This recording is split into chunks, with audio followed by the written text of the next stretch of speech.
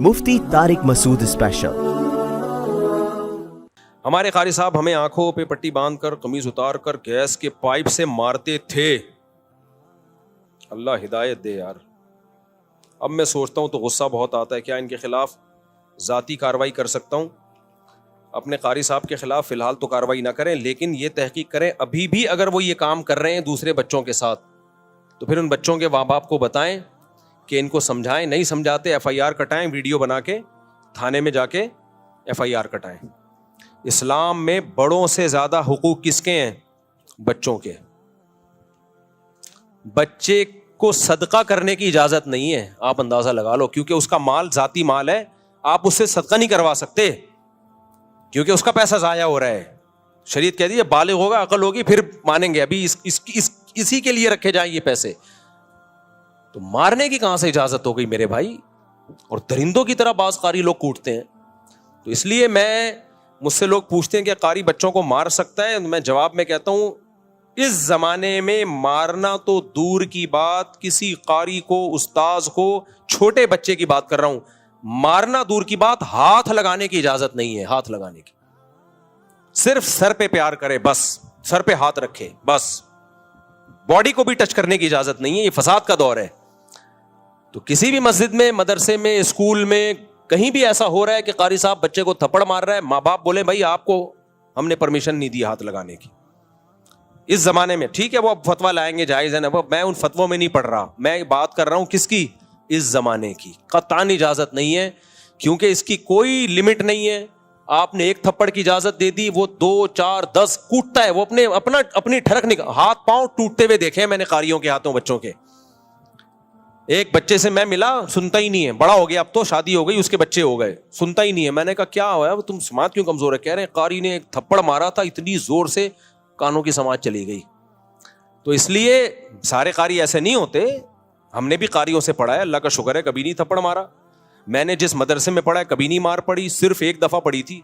मुझे 8 साल में एक थप्पड़ पड़ा था, वो तो इतना तो हक बनता है, वो तो 2-4 पढ़ते तो हमें तो खुशी होती थी हमारे उस्ताद मारे, क्योंकि हमारे उस्ताद इतने नरम दिल हमें मिले, इतने प्यारे प्यारे स्वीट से उस्ताद थे कि वो तो हमें मारते तो हमें खुशी होती यार, कभी इससे तो फायदा भी तो होता है ना। लेकिन ऐसे उस्ताद मार्केट में भी तो शॉर्ट चल रहे हैं। तो मुझे एक थप्पड़ पड़ा है, तलब इल्म मदरसे की बात कर रहा हूं, वो उस्ताद भी पठान। हर साल मैंने उसे उन पठान टीचर जो बड़े सख्त थे, पूरे दौरे हदीस तक उन्होंने एक थप्पड़ मारा, वो भी गर्दन पे। वो भी कैसे मारा? दौरे हदीस का पर्चा, दौरे हदीस नहीं, उससे पहले जो मौकूफ होने वाला होता है, मैं कैसे तैयारी कर रहा हूँ, रात को हाशिए देख रहा हूँ, सुबह पेपर है, एकदम एक गैबी आवाज आई ना, तो मुझे लगा कि पहले मैं समझा कोई फरिश्तों की आवाज है कहीं से, फिर मुझे लगा कि कुछ महसूस सा हुआ यहाँ पे, क्योंकि तकलीफ बाद में होती है, सुनता पहले। इस तकलीफ की स्पीड से आवाज की स्पीड तेज है। तो मुझे ये भी अंदाजा हो गया उस दिन की तकलीफ की महसूस करने की स्पीड से जो आवाज की स्पीड है। देखो साइंसदान इसी तरह तो फॉर्मूले निकालते हैं। तो मैंने देखा ये हुआ क्या है, तो मेरे उस्ताद खड़े हुए थे, उन्होंने गर्दन पे रख के लगाया।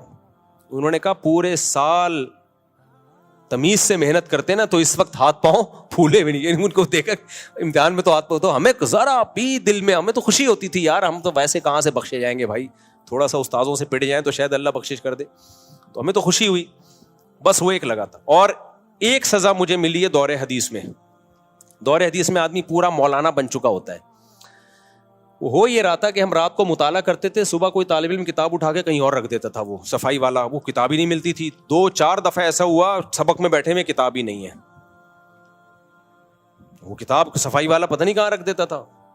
तो हम 4 तालिब इल्म थे दौरे हदीस में, चारों के पास किताब नहीं।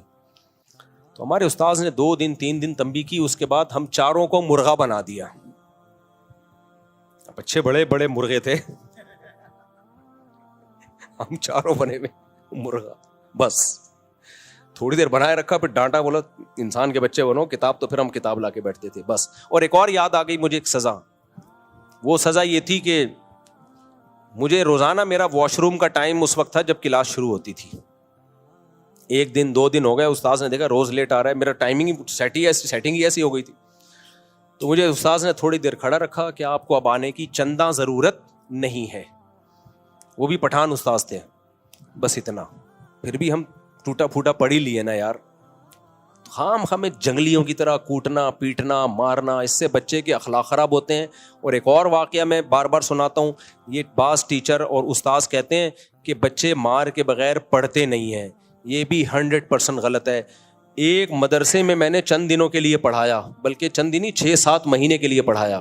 میرے پاس 50 بچے تھے, چھوٹے چھوٹے پدے اتنے سے. یعنی ایک کلاس کے 2 حصے تھے, سیکشن اے سیکشن بی ہوتا ہے نا. تو 50 بچے میرے پاس, 50 بچے اسی کلاس کے سامنے ٹیچر کے پاس, اور کتابیں دونوں کی سیم. میں نے 6-7 مہینے میں نہ کسی کو تھپڑ مارا ہوگا, نہ کسی کو ڈانٹا ہوگا. مزے سے گپ شپ لگا کے لطیفے سنا کے ان کو میں نے پڑھا دیا. سامنے ٹیچر روزانہ بچے پٹ بھی رہے ہیں, کوئی مرغا بنا ہوا ہے, کوئی ایک ٹانگ پہ, کوئی ہیلی کاپٹر, کوئی بغیر کرسی کے بیٹھا ہوا ہے. سمجھ میں؟ اور میرے بچوں کا رزلٹ بھی وہی جو ان کے بچوں کا رزلٹ. میں نے کہا الگ الگ مدرسہ بھی ہوتا نا, میں کہتا اس مدرسے کے بچے نالائق ہیں, یا الگ الگ کلاسیں ہوتی, یا الگ الگ کتابیں ہوتی, تو کوئی کہہ سکتا تھا بھائی وہ کتاب ایسی ہے جو مار کے بغیر نہیں پڑھائی جا سکتی, اور یہ کتاب ایسی ہے جو مار کے بغیر پڑھائی جا سکتی. میں نے کہا میرا ایمان اور مضبوط ہو گیا. یہ جو کہتے ہیں نا مار کے بغیر بچے پڑھتے نہیں ہیں, یہ ان کی اپنی ٹھڑک ہوتی ہے. گھر میں بیوی کے ساتھ ان کا جھگڑا ہوتا ہے, مسائل ہوتے ہیں, یا یہ خود اتنے پٹے ہوتے ہیں بچپن میں کہ وہ پٹائی آگے پارسل کر رہے ہوتے ہیں. تو ہم نے تو پڑھایا ہے بھائی ایسے. بچے تو ایسے چٹکلے سناتا تو ہنستے تھے, پھر پڑھانا شروع کرتے. بچوں کو بچوں کے اسٹائل میں پڑھانا پڑتا ہے. میں ترنم سے پڑھاتا تھا بچوں کو, ترنم سے, ایسی سر لگا کے لے لگا کے, بچے بھی وہی لے میں یاد کرتے تھے. تو آپ کے اپنی بد اخلاقی ہوتی ہے, آپ کی اپنی ٹھڑک ہوتی ہے. آپ سمجھتے ہو کہ بچے مار کے بغیر پڑھیں گے نہیں. بچے پہ ہاتھ اٹھایا اگر آپ نے, بچہ معاف بھی کرے گا تو وہ معاف. دیکھو بڑے کو آپ نے تھپڑ مار دیا نا, آپ نے سوری کی, اس نے کہا میں نے معاف کیا, اللہ کیا کر دے گا؟ معاف. لیکن آپ نے بچے کو مارا نا, بچہ 100 دفعہ کہ میں نے معاف کیا, اللہ کہتا ہے بچے کی معافی کا شریعت میں اعتبار نہیں ہے ہی نہیں اعتبار. اس لیے بچے کے حقوق بہت زیادہ ہیں بھائی. بچے پہ صرف ماں باپ ہاتھ اٹھا سکتے ہیں, اور ماں باپ کی پرمیشن سے جو ان کے قریبی رشتہ دار ہوتے ہیں, جو خاندان کے بڑے ہوتے ہیں. باقی کوئی بھی بچے پہ ہاتھ نہیں اٹھا سکتا. مفتی سے پہلے ہو گیا, میرے آنکھوں پہ پٹی باندھ کے مارتے تھے, پھر قمیض اتار کے مارتے تھے. ماشاءاللہ. قاری صاحب کو جمناسٹک میں لے جائیں آپ, ریسلنگ میں بہت اچھی ریسلنگ کریں گے وہ. وہاں ان کو کہیں آپ ریسلر بنے اچھے, پٹخ پٹخ کے ماریں, لیکن جب آپ اس کو ماریں گے وہ بھی پٹخ کے آپ کو اسی اسپیڈ سے گرائے گا. اور قمیض اتار کے ماریں, بلکہ چڈی اتار کے ماریں آپ, ہمیں کوئی اعتراض نہیں.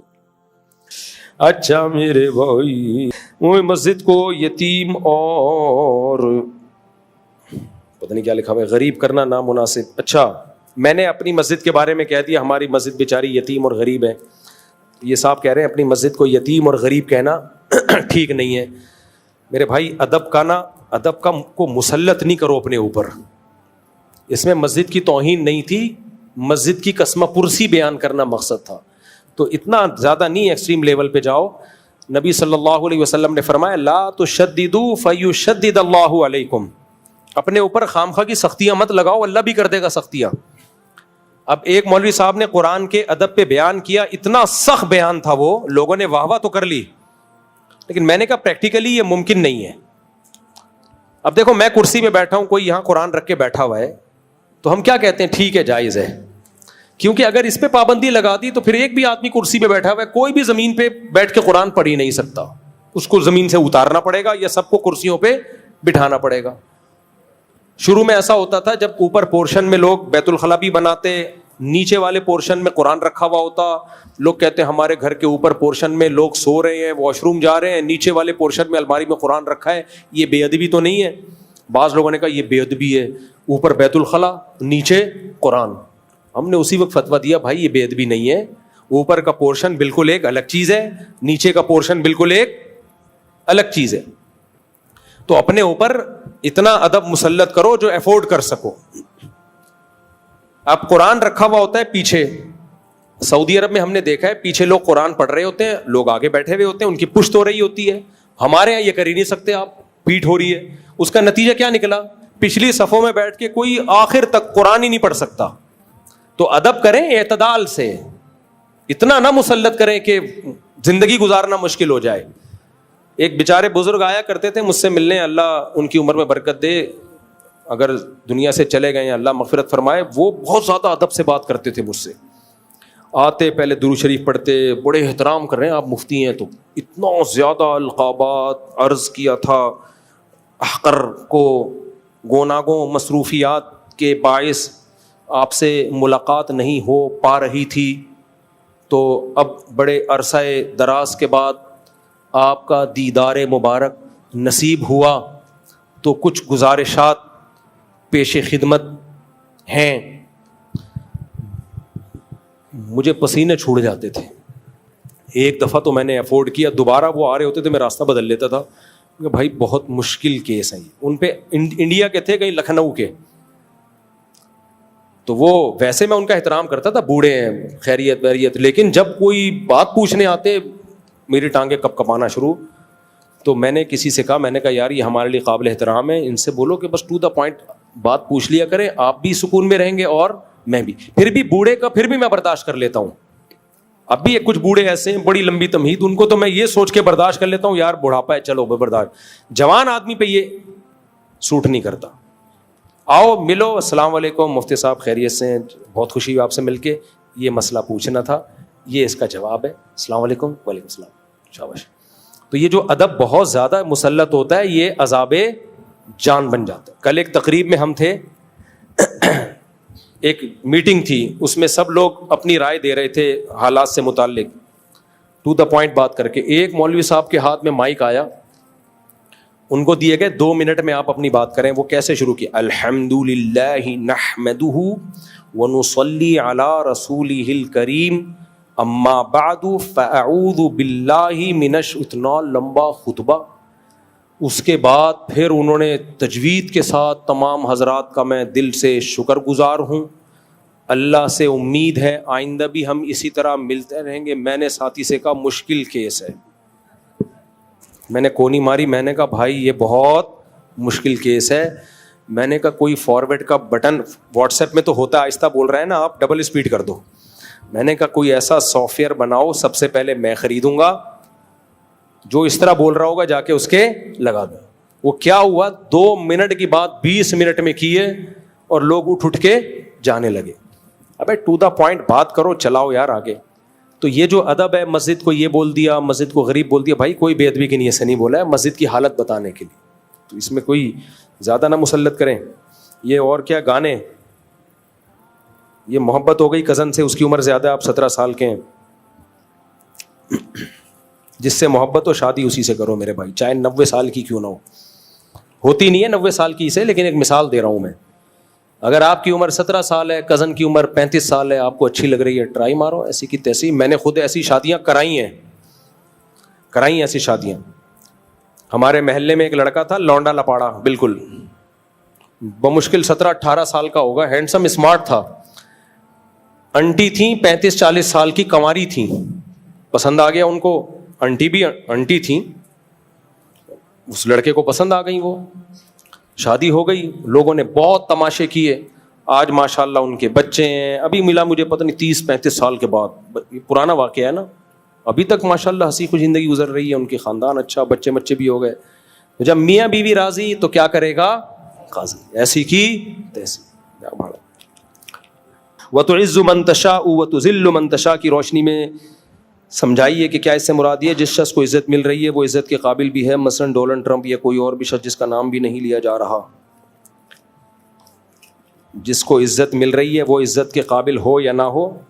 ہمارے ملک کو عزت مل رہی ہے, شخصیات کو نہیں دیکھا جاتا, اس کے پیچھے کنٹری کو دیکھا جاتا ہے. اگر آپ کا آرمی چیف سے اختلاف ہے 100 دفعہ کریں آپ اختلاف, جیسے ہمارا جنرل مشرف سے اختلاف تھا, آپ 100 دفعہ کریں. لیکن ابھی جو آرمی چیف کو عزت مل رہی ہے تو چیف کی وجہ سے نہیں, ڈونلڈ ٹرمپ, عاصم منیر نہ ڈونلڈ ٹرمپ کا کوئی بہنوئی ہے نہ سالہ ہے, ابھی مل رہی ہے پاکستان کی وجہ سے. اگر آرمی چیف کوئی اور ہوتا تو بھی ملتی, مشرف ہوتا تو بھی ملتی, باجوہ ہوتا تو بھی ملتی. تو ایک آرمی چیف کو نہیں دیکھا جاتا, اس کے پیچھے کنٹری کو دیکھا جاتا ہے. تو اس لیے میں کہہ رہا ہوں کہ مثبت سوچنا سیکھو. اور ویسے بھی جب باجوہ تھا, جنرل باجوہ, تو یہ ہمارے سیاسی لیڈروں کی یہ مسئلہ ان کے ساتھ یہ ہے کہ جب فوج آپ کو فیور کر رہی ہو تو زندہ باد, وہ ہمارا باپ ہے. جب آپ کے اگینسٹ ہو تو یہی ملک کو کھانے والے بھی یہی ہیں, بنگلہ دیش توڑنے والے بھی یہی ہیں, بھٹو کو لٹکانے والے بھی یہی ہیں, سب کچھ یہی کر رہے ہیں. کل جو مسلم لیگی فوجیوں کے خلاف باتیں کر رہے تھے, آج کر رہے ہیں؟ بولو نا, نہیں کر رہے. آج جو پی ٹی آئی والے فوج کے خلاف بول رہے ہیں, کل بول رہے تھے. عمران خان کی تقریریں کہ آرمی چیف ہمارا باپ ہے. میں پھر بھی کہہ رہا ہوں فیور کرو, آپ 100 دفعہ فیور کرو, پی ٹی آئی کو بھی کرو, جے یو آئی کو بھی کرو, لیکن بھائی یہی سیاسی لیڈر یہ بھی تو پینترے بدلتے ہیں نا, یہ بھی تو پینترے بدلتے ہیں. تو ہم پینترا نہیں بدل رہے. ہماری ایک ہی دعوت ہے شروع سے, سب سے پہلے ہم نے کنٹری کو دیکھنا ہے. ہمیں باجوہ یہاں سے منیر سے لینا دینا کچھ بھی نہیں ہے, ہمیں کنٹری سے لینا دینا ہے. تو کنٹری کے مفاد میں کوئی کام ہوگا تو ہم فیور کریں گے, کنٹری کے اگینسٹ ہوگا تو ہم فیور نہیں کریں گے. جب اگینسٹ تھا تو ہم فیور نہیں. جنرل مشرف نے جو فضائی اڈے پاکستان کو کے امریکہ کے حوالے کیے, 100% حرام اور ناجائز کام کیا. یہ اس وقت ہم نے ممبر پہ بیٹھ کے بولا کہ یہ غلط ہے, یہ جرم ہے, آپ کسی قوم پہ ظلم کرنے کے لیے اپنے ہوائی اڈے نہیں دے سکتے. تو جو کام غلط ہے اس کو غلط کہا جائے گا, لیکن اعتدال کا دامن. آپ کچھ کہہ رہے ہیں میرے بھائی؟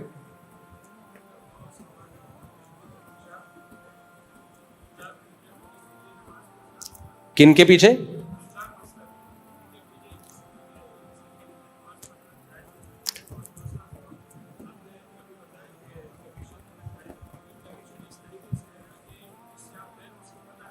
نہیں, پھر جائز نہیں ہے ایسے کمیشن لینا کہ جس سے لے رہے ہو اس کو پتا نہیں ہے, وہیں سے کاٹ رہے ہو, پھر تو یہ دھوکہ ہے نا. اور پہلا کیا سوال تھا, سوری؟ ہاں, مسلک کسی دوسرے مسلک کے پیچھے نماز پڑھنا, جب تک کسی مسلک میں شرک یا کفر نہ ہو تو اس کے پیچھے نماز جائز ہے. ابھی ٹیلی ویژن کے ایک پروگرام میں قاری خلیل الرحمان بیٹھے ہوئے ہیں, اور ساتھ میں وہ بیٹھے ہوئے ہیں جو بریلویوں کے ہیں نا, مفتی حنیف قریشی صاحب بیٹھے ہوئے ہیں, اور بھی 2-4 لوگ بیٹھے ہوئے ہیں. تو سوال پوچھنے والے نے پوچھا, یہ حنفی لوگ امام کعبہ کے پیچھے نماز کیوں نہیں پڑھتے؟ یہ 2 نمبریاں بہت ہوتی ہیں ٹیلی ویژن میں. تو مفتی حنیف قریشی صاحب نے جواب دیا کہ حنفی لوگ امام حرم کے پیچھے اس لیے نماز نہیں پڑھتے کہ وہ شافی بھی ہیں, بعض دفعہ ہمارے مسلک کے مطابق نماز نہیں ہو رہی ہوتی. بھائی یہ سوال ہی غلط ہے. حنفی لوگ امام کعبہ کے پیچھے نماز پڑھتے ہیں, چاہے وہ شافی ہوں چاہے وہ حنبلی ہوں, کیونکہ ہم چاروں اماموں کو برحق سمجھتے ہیں. اب سعودی عرب میں جو امام کعبہ ہیں وہ حنبلی ہیں, ان کی تحریر میں نے خود پڑھی ہے کہ ہم فقہ حنبلی کو فالو کرتے ہیں, خود میں اس کا گواہ ہوں. انہوں نے, ان پہ کسی نے اعتراض کیا تھا کہ آپ امام احمد بن حنبل کو کیوں فالو کرتے ہیں؟ انہوں نے کہا ہم اس لیے کہ وہ اہل سنت والجماعت کے امام ہیں, تو ہمارا حنبلی ہونا قابل فخر ہے کیونکہ ہم اہل سنت والجماعت کے امام کو فالو کر رہے ہیں. یہ میں نے خود تحریر پڑھی ہے. تو ہم ان کے پیچھے نماز پڑھتے ہیں, یہ سوال ہی غلط ہے. تو قاری خلیل الرحمان نے پھر کہا کہ یہ ایسا کرتے ہیں. پھر مفتی حنیف قریشی صاحب نے جواب دیا ہم اس لیے نہیں پڑھتے. تو بریلوی حضرات نہیں پڑھتے, جو ان کا ہی کرائے ہے, لیکن یہ کہنا کہ حنفی نہیں پڑھتے یہ غلط ہے. صرف بریلوی نہیں پڑھتے, وہ نہیں پڑھے, ان کی مرضی, ان کے پاس کیا لاجک ہے, اس لیے نہیں پڑھتے کہ وہ شافی ہیں, ہمارے مسلک کے حساب سے نماز صحیح نہیں پڑھ رہے, کیا کر رہے. لیکن ایسا ہمارا فتویٰ نہیں ہے. دنیا بھر میں حنفی صرف پاکستان میں نہیں ہے, ترکی سارا حنفی ہے, افغانستان سارا حنفی, امام بخاری کا وطن بخارا وہ سارا کیا ہے, میں تو خود گیا ہوں وہاں جا کے, میں نے دیکھا ہے, وہ بھی حنفی ہے. تو دنیا میں 50% سے زیادہ تو مسلمان حنفی ہیں, وہ سارے امام کعبہ کے پیچھے نماز پڑھتے ہیں, نماز پڑھنے کو جائز قرار دیتے ہیں. بلکہ ہم تو یہاں تک براڈ مائنڈیڈ ہیں کہ احناف کی رائے میں 1 رکعت وتر جائز نہیں ہے الگ سے. اس پہ کیا دلائل ہے میں انشاءاللہ ریکارڈ کرواؤں گا. لیکن پھر بھی ہم حرم میں کہتے ہیں کہ ان کے پیچھے 1 رکعت بھی پڑھ لو, چھوڑ دو اپنا مسلک. کیوں بھائی, امام حرم ہے تو کوئی بات نہیں, آپ اس میں فقہ حنبلی کو یا فقہ شافی کو فالو کر لو. دلائل تو دونوں طرف ہیں. اجتماعیت کی خاطر کیا کرو, 1 رکعت وتر میں بھی آپ حرم میں جا کے, کہیں اور نہیں, حرم میں آپ 1 رکعت وتر بھی ان کے پیچھے پڑھ لو. تو ٹی وی میں جو پروگرام ہے اس سے یہ میسج گیا ہے کہ گویا حنفی امام کعبہ کے پیچھے نماز نہیں پڑھتے. تو سوال کرنے والے نے بھی بددیانتی کی ہے, اور قاری خلیل الرحمان صاحب کو کہنا چاہیے تھا کہ حنفی پڑھتے ہیں. لیکن قاری خلیل الرحمان صاحب کو بھی نا, خلیل الرحمان ہی نام ہے نا, ایک تو میں نام غلط لے رہا ہوتا ہوں, ان کو بھی احناف کی حمایت کرتے ہوئے موت آتی ہے. پتا ہوتا ہے یہاں احناف درست ہیں, لیکن وہ مجال ہے, کوئی طنز جتنے بھی ہوں گے, جہاں کوئی طنز کا موقع ملے گا تو کریں گے, طنز کا موقع ملے گا تو کریں گے. تو فرقواریت تو آپ خود پھیلا رہے ہو. تو ان کو چاہیے تھا, بولتے بھائی 99% حنفی امام کعبہ کے پیچھے نماز پڑھتے ہیں, ٹھیک ہے, مفتی حنیف قریشی صاحب نہیں پڑھتے ہوں گے, ان کی میرے مقصد کسی پہ طنز نہیں ہے, ان کی اپنی ایک رائے ہوگی, لیکن یہ الزام لگانا کہ سارے حنفی نہیں پڑھتے غلط ہے, پڑھتے ہیں. السلام علیکم مفتی صاحب. جی, یہ بالکل ایسا ہی الزام ہے جیسے عدالتی خلا پہ لگا دیا کہ یہ حنفیوں کی رائے کہ خلا نہیں ہوتا. بھائی سب کی رائے خلا نہیں ہوتا, تو جس کو جو ٹھڑک نکالنی ہوتی ہے حنفیوں کا نام لے کے رگڑ دیتا ہے اس کو. السلام علیکم مفتی صاحب, میرا سوال یہ ہے کہ جو لڑکے جو پیٹرول پمپ پہ کام کرتے ہیں نا, جی, ان کو جو تنخواہ دی جاتی ہے وہ کیا حرام ہوتی ہے یا حلال ہوتی ہے؟ لڑکے جو پیٹرول پمپ پہ کام کرتے ہیں ان کی تنخواہ حرام کیوں ہوگی, حلال ہے. وہ جو پیٹرول کم کرتے ہیں نا, ان سے تو جو لڑکے کام کیا کر رہے ہیں پیٹرول پمپ پہ, جو پیٹرول کم ہوتا ہے نا ان سے تو لڑکوں کا کوئی واسطہ نہیں ہوتا, وہ تو اندر آفس سے ہوتا ہے. بس اگر ناجائز کام کر رہے ہیں, پیٹرول بچا رہے ہیں اور بل صحیح نہیں بنا رہے تو پھر ناجائز ہے.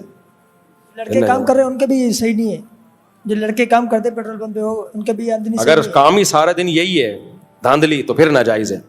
کام دیکھا جاتا ہے, زیادہ کام کیا ہے, زیادہ کام جائز ہے تو تنخواہ کو جائز سمجھا جائے گا, اور ہمارے لیے ان سے ڈیلنگ حلال ہوگی, اور جو حرام ہے جتنا اس کو صدقہ کرنا پڑے گا, اور سارا ہی کام دھاندلی پر مشتمل ہے پھر جائز نہیں ہے. اسلام میں غیرت کے نام پہ قتل کی کیا ہے؟ باپ بھائی شور یا کسی اختیار ہے. فرانس میں قانون ہے جس کو کرائم آف قانون کہا جاتا ہے. مثلا کوئی شوہر اپنی بیوی کو رنگے ہاتھوں بدکاری کرتے ہوئے دیکھ لے اور پھر جذبات میں سے قتل کر دے تو اس قتل کی نہیں. میرے بھائی قتل چند چیزوں کے علاوہ کسی اور چیز پہ جائز نہیں ہے. قتل جو ہے قصاصاً قتل کیا جائے گا کہ وہ قاتل ہے. کوئی دین کو چھوڑ دے, مذہب کو چھوڑ دے تو حکومت قتل کرے گی اس کو, مرتد ہو جائے نا. کوئی شادی شدہ زنا کرے تو اس کو قتل کیا جائے گا, مگر کون قتل کرے گا اس کو؟ حکومت قتل کرے گی. یہ جو خود سے غیرت کے نام پہ قتل ادھر مار دیا ادھر مار دیا, اس سے سوسائٹی میں فساد پھیلتا ہے, فائدہ نہیں ہوتا اس سے, یہ جائز نہیں ہے. ہاں فسادی کو بھی قتل کرنا جائز ہے, جو سوسائٹی میں فساد پھیلا رہا ہو بڑے درجے کا, لیکن یہ فیصلہ بھی کون کرے گا؟ ہر آدمی کو تھوڑی اس کی اتھارٹی ہے. ایسے تو ہر آدمی جو ہے, ابھی دیکھو ٹک ٹاکر لڑکی کو کسی نے جا کے مار دیا, وہ ٹک ٹاک پہ آنا بھی اس کا غلط تھا, لیکن اس کا قتل جائز نہیں تھا اس بیس پہ. ایک غلطی کو ٹھیک کرنے کے لیے اس سے بڑی غلطی کر لینا کہاں سے جائز ہو گیا؟ کافی ہے میرا خیال ہے, جان چھوڑ دو میری.